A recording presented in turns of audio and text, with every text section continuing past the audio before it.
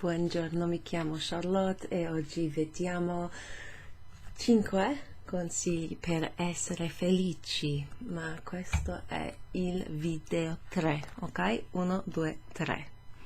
Okay, my name's Charlotte and today we're going to look at 5 more tips for being happy. So this is content taken from or adapted from fervidaispirazione.it. You can find the website here at the top of the sheet. For my club members, you'll receive this handout via email in digital format, of course, later today. It will also contain a link to this video and some exercises, possibly some further study. So enjoy that. But the text has been adapted from a list of 25 tips which were published on fervidaispirazione.it. We've already looked at 5 in my previous month's video and 5 others from my video from the month prior to that. So here we have another 5. Now, basta così, okay? We won't be looking at any more of these, but I thought that they were really nice, and it's quite a positive exercise to look at content like this. So in the handout that you'll receive, we've got the 5 tips, and all of the infinitive verbs are in red, so you can just look at this quickly and see all the verbs: essere, dare, fare, sapere, tenere, servire, evitare, giudicare, etc. So at a glance you can look and go, verbs. You can test which ones you know, which ones you don't know. You can have a look at each verb in particular, go on to word reference and see some of the idiomatic uses, of which there are a few in the text actually. You could look at the various ways that they can be translated into English or from English into Italian. No, from Italian into English, because often you'll have one verb in Italian with potentially 3, 4, 5, 6 different translations or counterparts in English, depending on the context. And that happens, of course, not just for verbs, but for other parts of speech as well. For example, there's a word here, spinta. And while I was doing a little bit of prep for this, I was thinking of the various ways that you can translate that, depending on the context. So we'll see that in point 1. So, in fact, let's move to point 1. So, the tip here is sii grato. Sii grato. So we've got some kind of little workings over here, because I did start recording the video but then had to stop it earlier. So numero 1, sii grato. So that si, S-I-I, is the imperative to form of the verb essere. So it's saying be grateful. Be grateful. So that's the tip. Be cognizant of the things that are good in your life. Okay, kind of obvious, but you know, just make an effort to do it if you're not already. That will make you happier. So while I was writing down some of the things that might remind you of, the first thing that kind of came to mind was how you say yes in Italian. Si. So the word yes is written S-I with an acute accent over the I. Si. Si. Okay, so I'll show you what that looks like. Si. So often you'll see it written with just like an I, but kind of really it should have a grave accent over the I. Si. Now that makes it like a clipped vowel, a short vowel. However, so that's the word yes, and the affirmative word yes. If you see S and an I on its own, it doesn't have to be a capital S actually, probably won't be the way that you'll see it, like this. That's a different part of speech again, so it could be a reflexive pronoun like sedersi. Over here we've got the reflexive verb in the infinitive, sedersi, which means to sit, and then si at the end means oneself, to sit oneself down. You will also see that reflexive pronoun in front of the third person singular or plural conjugations. He, she, or they sit themselves down.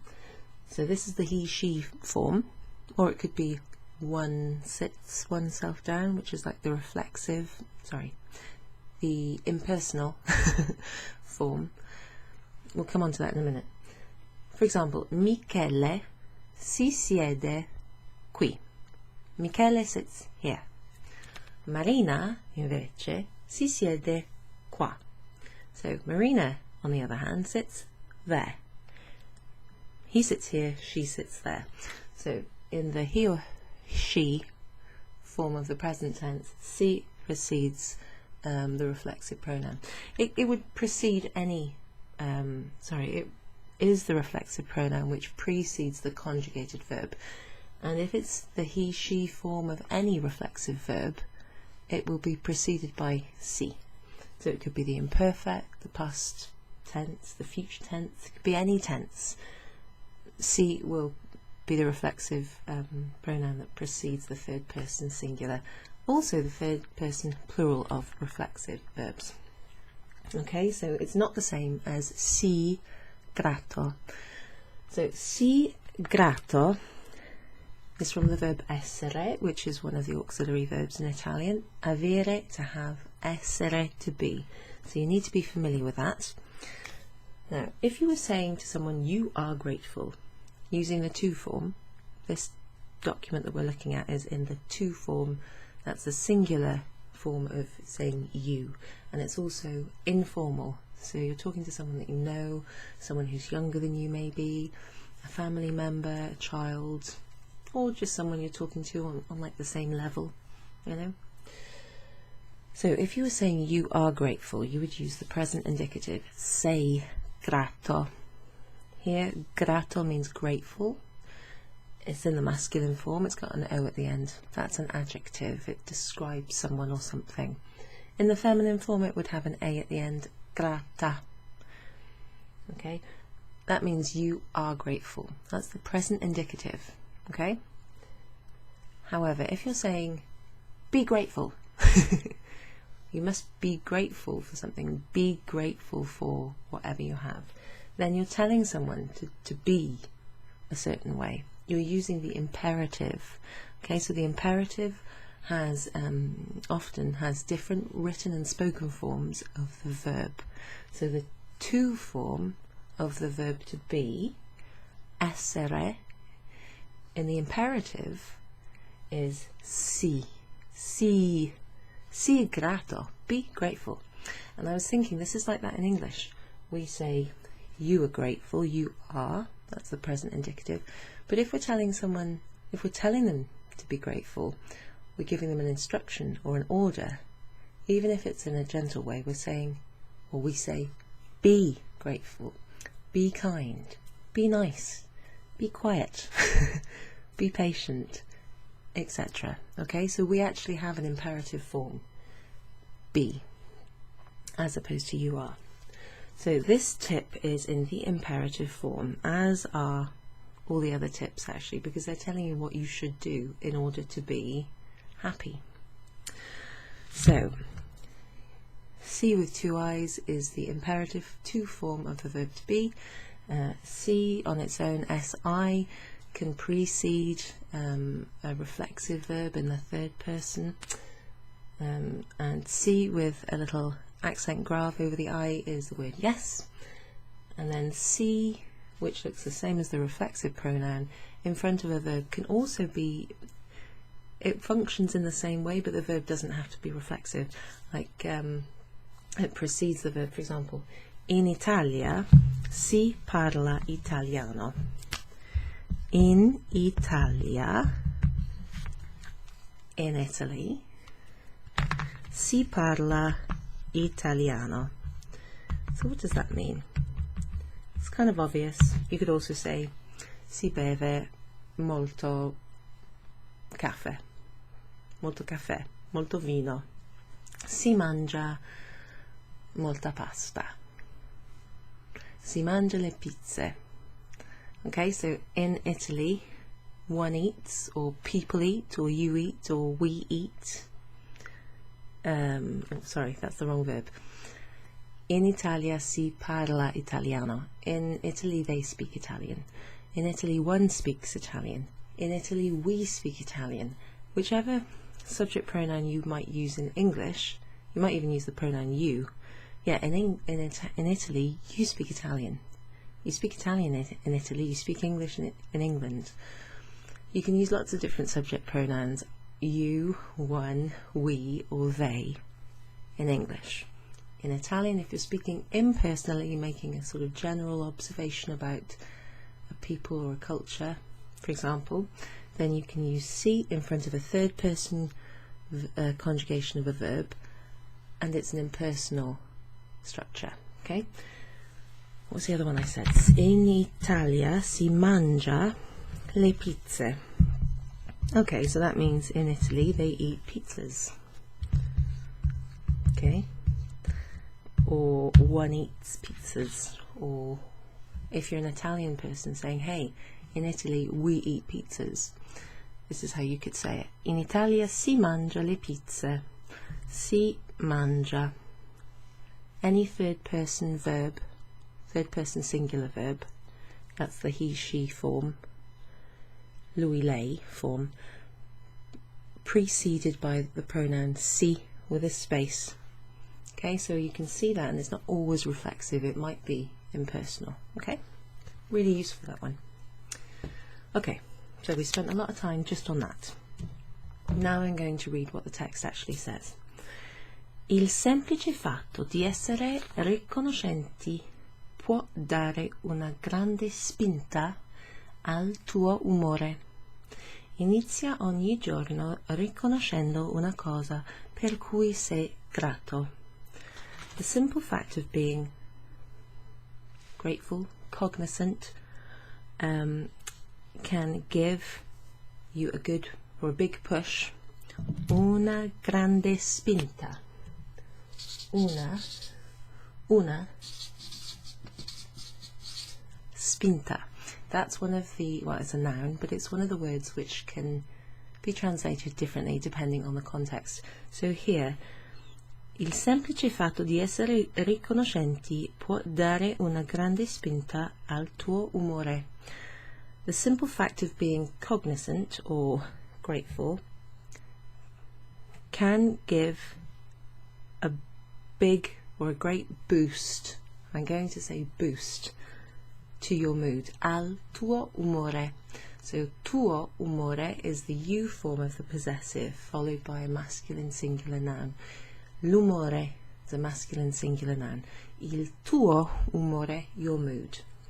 Al tuo umore is the combined a preposition plus il article.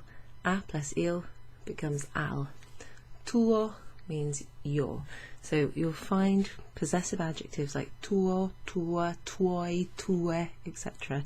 in this text or similar texts that are written in the to, addressing someone in the to form. Okay. La spinta can be a boost or a push to your, no, a boost to your mood.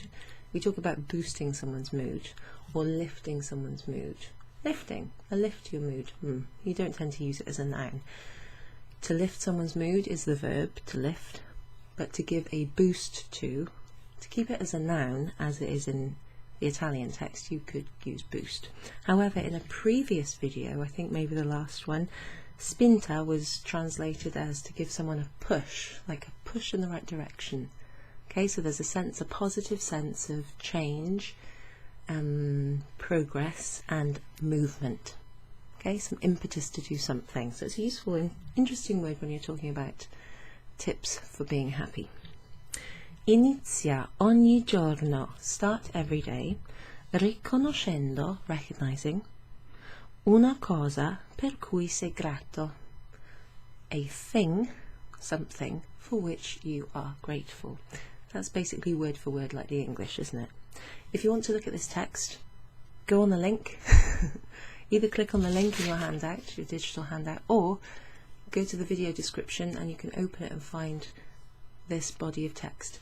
Remember though that you won't have exactly the same content because I've shortened it down, I've truncated it in order for it to fit on the page, taken out anything superfluous, and I don't think I've changed too much other than to Oh, and also the tips aren't in the same order as you will find at their original website. So you can find what I'm reading, but it will be an adapted version, and you won't have all the verbs in red in their infinitive form for your ease. So, but if you don't understand what I'm saying in Italian, you can always find the original, and I would encourage you to do that just to practice your Italian reading comprehension.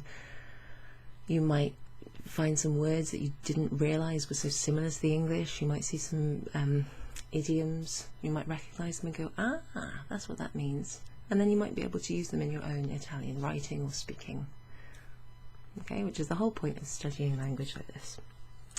Puoi, you can, puoi farlo mentre ti lavi i denti. So you can do this, being grateful for things, whilst you are brushing your teeth, or mentre aspetti alla fermata dell'autobus, or whilst you're waiting at the bus stop.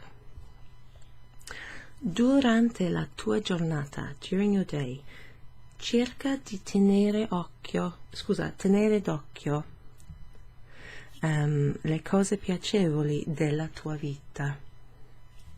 During the day, during your day, durante la tua, your, giornata, day.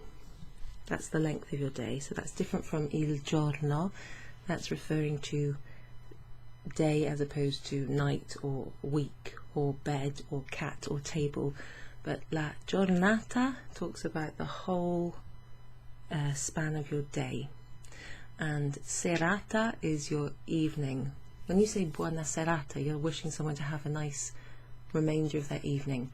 If you say buona giornata, you're saying have a nice remainder of your day. So it's talking about, it's slightly different. We have one word for day, one word for evening, but there's a distinction between giorno, giornata. Il giorno is masculine, la giornata is feminine. La sera is feminine, la serata is also feminine. Okay? And when you're saying have a good day, you always use buona giornata.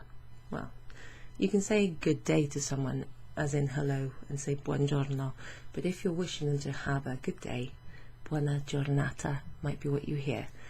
Similarly, buona serata is what you can say if you're wishing someone to enjoy their evening or have a good evening. Right, so you can think why you're grateful for something while you're brushing your teeth, mentre ti lavi i denti, while you're cleaning your teeth, o mentre aspetti alla fermata dell'autobus, or whilst you're aspetti, you are waiting, alla fermata dell'autobus, at the stop of the bus stop. Durante la tua giornata, cercare di tenere d'occhio le cose piacevoli della tua vita. I realise now I've just repeated something I didn't need to, but la tua vita is your life. So during your day, try to keep in mind the things that are pleasant, piacevoli. Piacevole is singular adjective, piacevoli agrees with le cose of your life, della tua vita. Possono essere grandi cose, they could be big things, or they may be big things, come sapere che qualcuno ti ama, like knowing that someone loves you. So, in English you'd say knowing someone loves you. In Italian you use the verb sapere in its infinitive form. That's why sometimes Italians will say to know. They'll use the infinitive form of a verb rather than using the present, sort of like the gerund form, knowing, doing, swimming, reading, etc. So, come sapere che qualcuno ti ama, knowing someone that loves you, or ricevere una meritata promozione, or receiving a deserved promotion. Ma possono anche essere piccole cose, but they can also be little things, piccole cose. Now, here we've got piccole preceding cose, so small things. All the small things. Piccole cose, why isn't cose piccole written there? Because certain common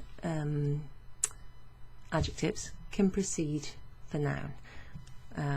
Piccolo or piccola, piccoli, piccole is one of them. So here could also be small things that you're thankful for, come un collega, and like a colleague, che ti ha offerto un caffè, like a colleague who offers you coffee, or il vicino di casa, or your neighbor, che ti ha salutato amichevolmente, or a neighbor who's greeted you in a friendly manner, amichevolmente.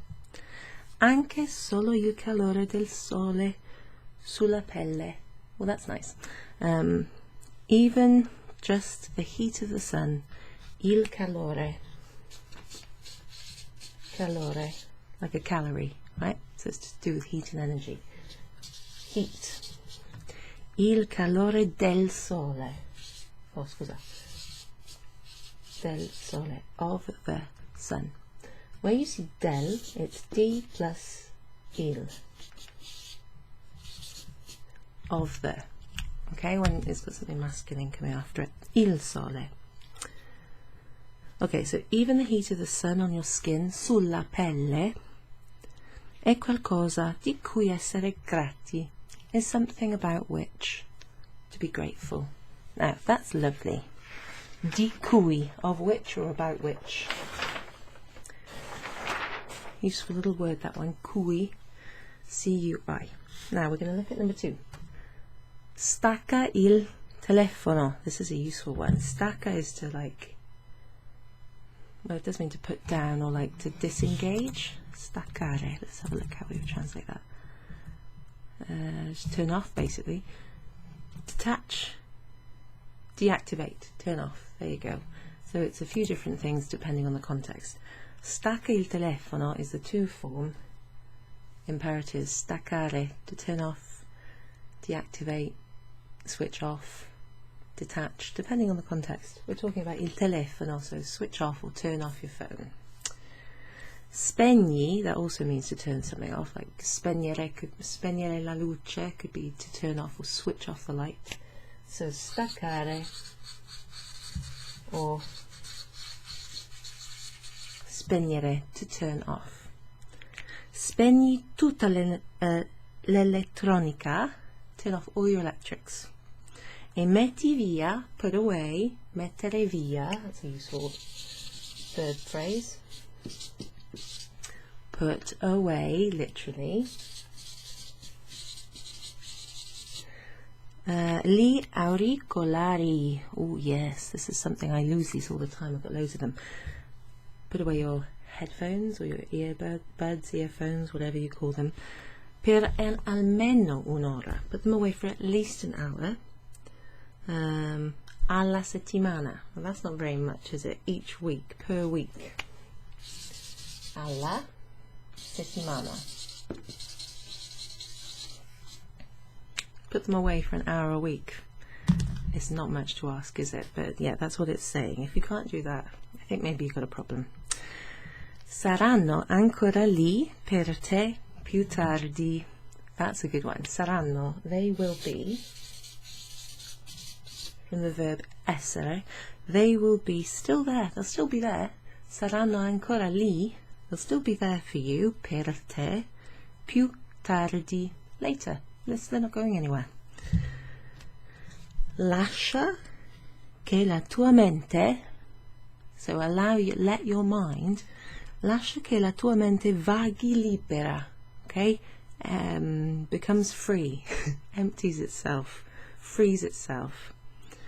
Tanto per cambiare, in order for it, or so that it can, change. Like, I'm just going to check tanto per, because I would have thought it would be slightly different. Tanto per, not tanto. Well, in order that, or so that it can. Let's see if we got.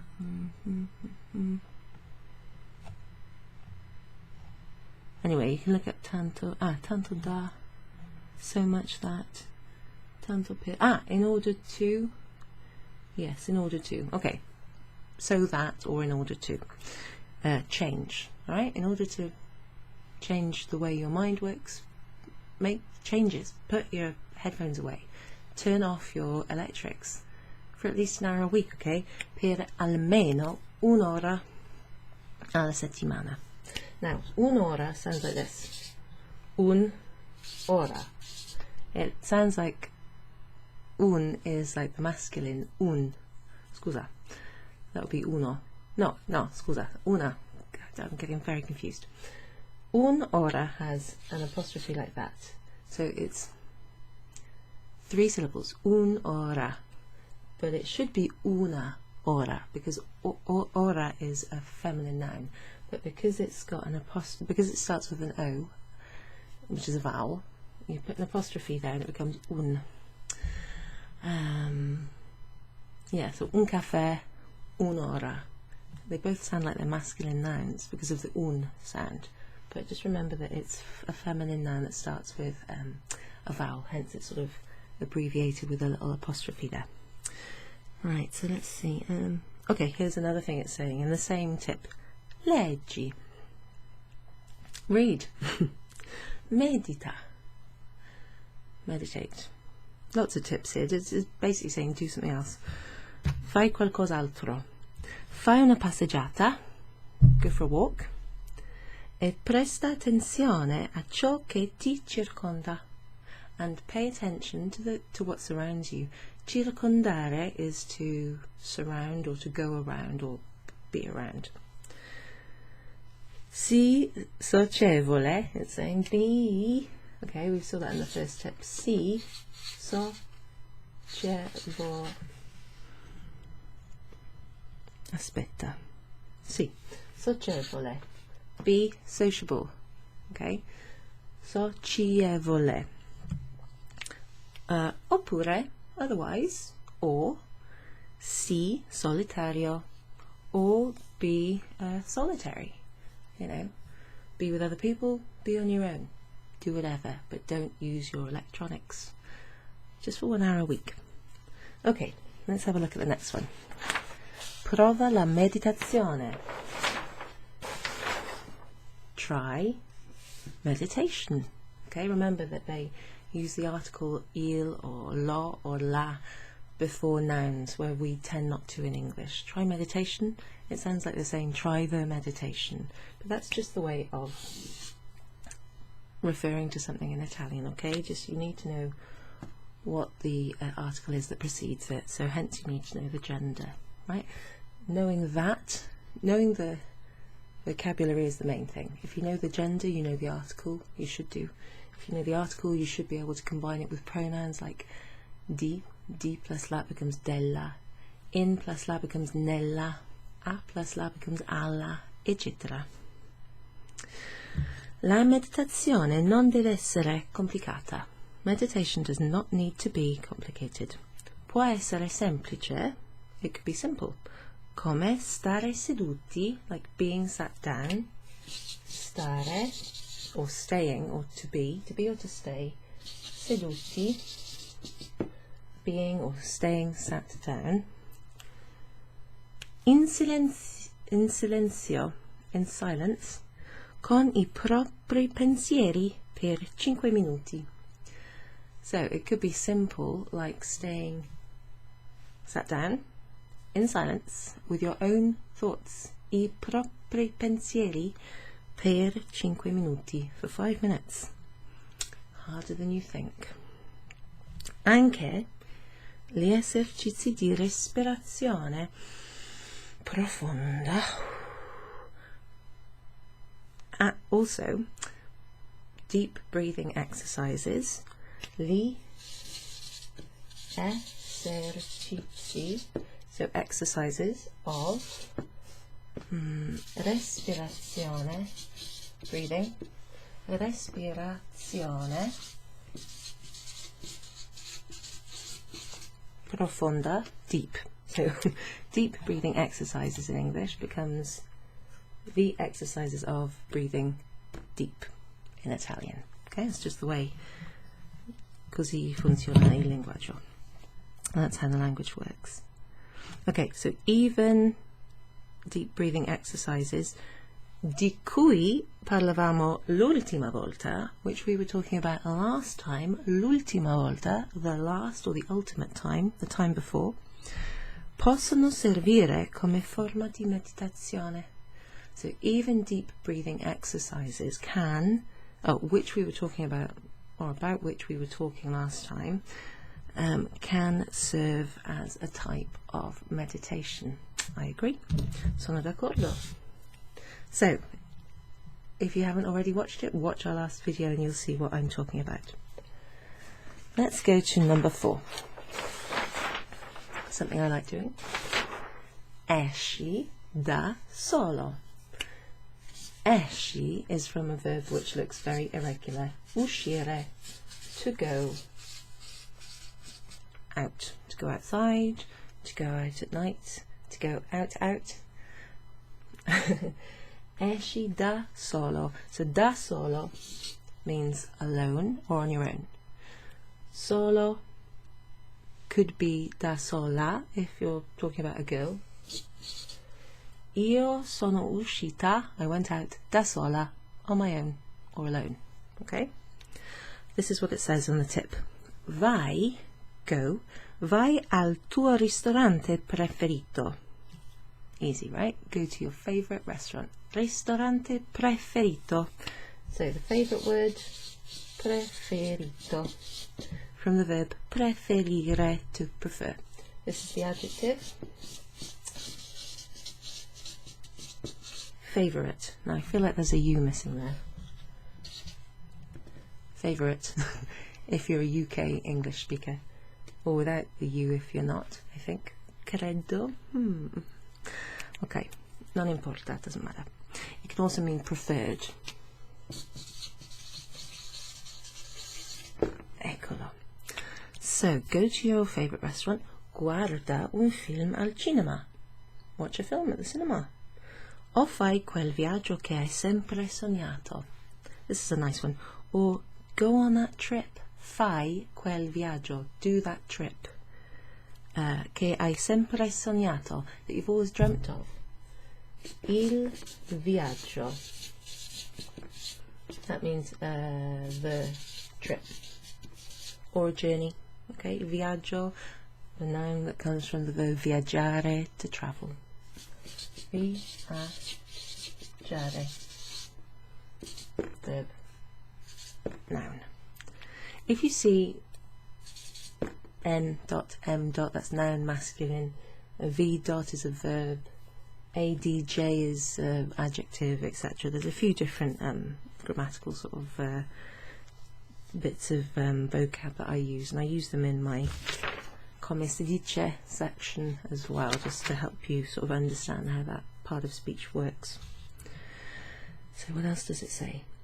Anche sei una persona estremamente socievole. We've heard that word before, haven't we, on the previous page. Even if, anche sei, even if. Now, se and say sound almost the same. That means if, and that means you are. Even if you are una persona estremamente socievole, an extremely sociable person, passare un po' di tempo da solo, spending a bit of time on your own, passare un po' di tempo, passare tempo,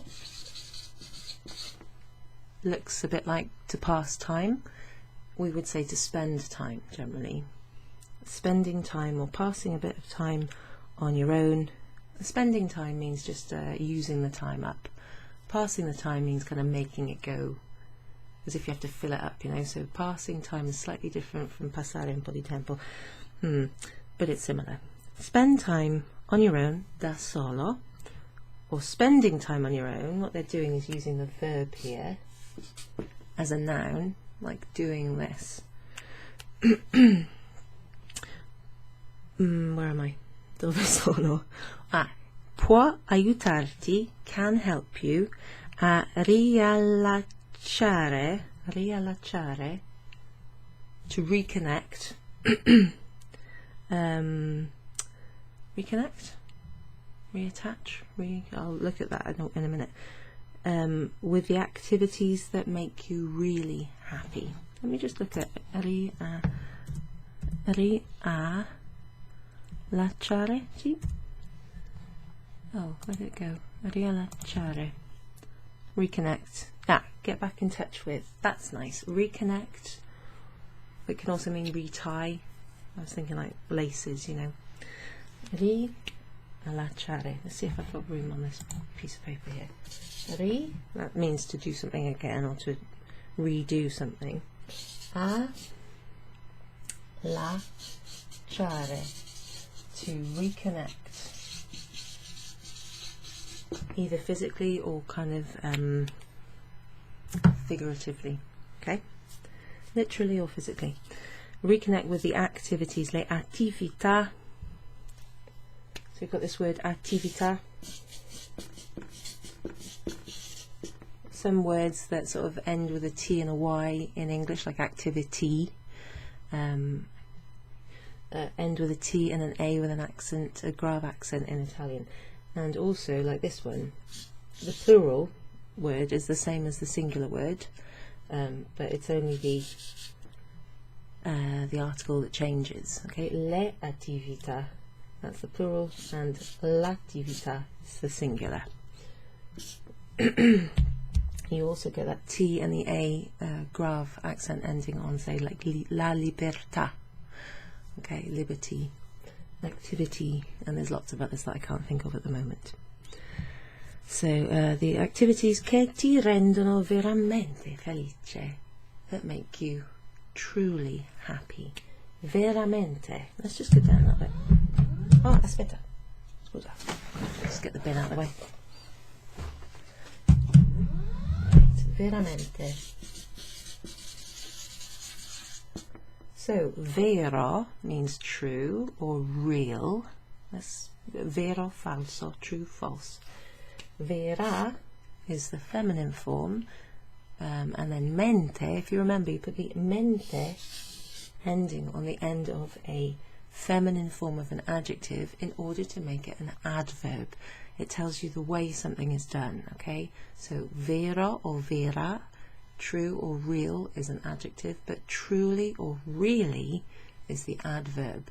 I truly love you. I love you. And in what way do you love me? Truly. Right? Truly, madly, deeply. There. True, mad and deep describe something, but truly, madly and deeply describe the way that you do something. Okay? So they're adverbs. Adverb. ADV is an adverb. So, veramente felice. You can use that to sort of add emphasis. Davvero is another way of saying truly or really. Davvero. Almost sounds a bit like for real, but like less less informal. Veramente. Okay. Let's look at the last one now, and then I'll have to scooch. Right, so, here's one. Easier said than done, this one.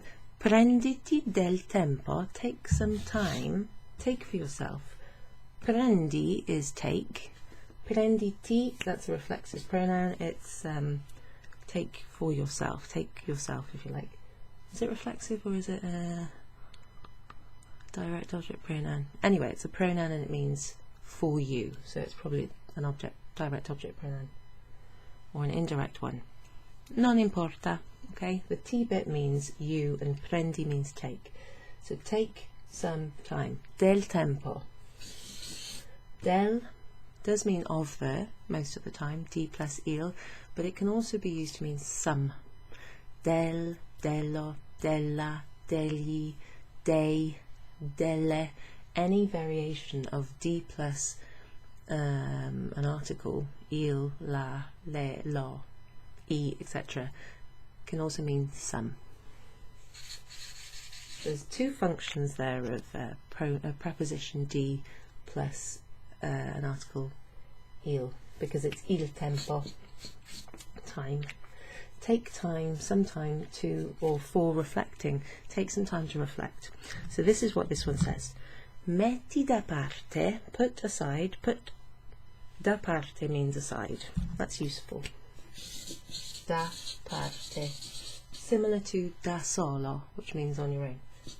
Aside. Put apart.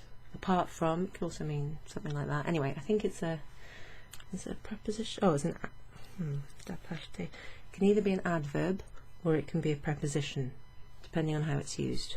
I think it might be an adverb here. Mettere da parte, o metti da parte qualche decina di minuti. Decina, una decina, about 10 minutes. Put around, you know, a little 10 minutes. Put a little bit of time aside.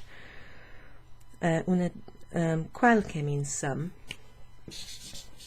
Another way of saying some, and it's always followed by a singular noun. So qualche decina di minuti means some 10 minutes or so, you know, around 10 minutes. Per recuperare, to recuperate or to get back. Il tempo perduto, lost time. Come faresti con un vecchio amico? As you would do with an old friend. Okay, to regain or to get back or recuperate some lost time, as if you were with an old friend. So give yourself some time, okay, to reflect. Ask some questions, okay? Come va? How are you doing? Che cosa hai fatto di bello? In fact, that should be come vai. Come vai? I'll change that on the sheet. Sometimes there are errors in the written text which are not consistent, the original text, so I have to change them in my text in order to be consistent. Hence, the text has been adapted. Che cosa hai fatto di bello? What nice things have you done? What have you done that's nice? Sei più felice di un anno fa? Ooh, that's a nice question. I'll write that down here, okay? Ask yourself these questions. Come vai? Or come va? How are you doing? How is it going? In fact, that's not really an error from the original text. It's not saying how are you doing, it's saying how is it going. Come va? Come vai? How is it going? How are you going? That's more like how are you doing. Come stai would be how are you, you know, like in yourself. How is it going or how are you doing is more come vai, okay? It's like an ongoing kind of thing. In general, how are things? Che cosa, what thing or what hai fatto, what have you done? Che cosa hai fatto, what have you done? No. What have you done? That's the passato prossimo. It tells you it's a past tense. Di bello. What nice things have you done, or what nice thing have you done? Sei più felice di un anno fa. Sei, that means are you. Più felice, that's a comparison here. That means more happy, or happier. Più felice. Di un anno fa. Now what you really want is the answer to that to be sì. Sono più felice di un anno fa. And sì would be written like this. Sì. As opposed to the other variations that we've seen of the word that sounds the same. So this is the last little bit of this tip. Ma means but. Cerca di evitare la trappola di giudicarti troppo, but try to avoid the trap of judging yourself too much. Okay, la trappola is the trap, the risk, or too hard. Troppo duramente, too hardly. That means don't be too hard on yourself. Sei riuscito a superare un altro anno. You have managed to get over or get through another year. Ed è già abbastanza, and that is already enough. Okay, so that's a lovely little tip there. Take time to reflect. Ask yourself these questions. How's it going? What have you done that's been good? Are you happier than a year ago? And don't be too hard on yourself, because you've got through another year and you're doing all right. So they're the tips. Be grateful. Turn off your telephone. Try meditating. Go out on your own and take some time to reflect.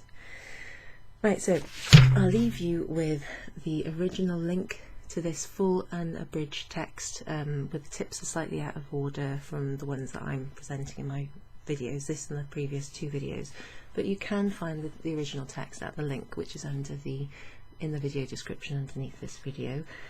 If you want to become a member of my club, just get in contact. You can find you can even just follow a link and purchase your membership via PayPal through my website if you like, or you can just send me a message or an email or something. We've got some little testing of comprehension, try and recollect some of the vocab you've seen in the activities at the bottom, and there's a link to this tutorial if ever you want to come back to it and refresh your memory about what the content means. Grazie mille e alla prossima volta. Thank you very much, guys, and until next time, ciao.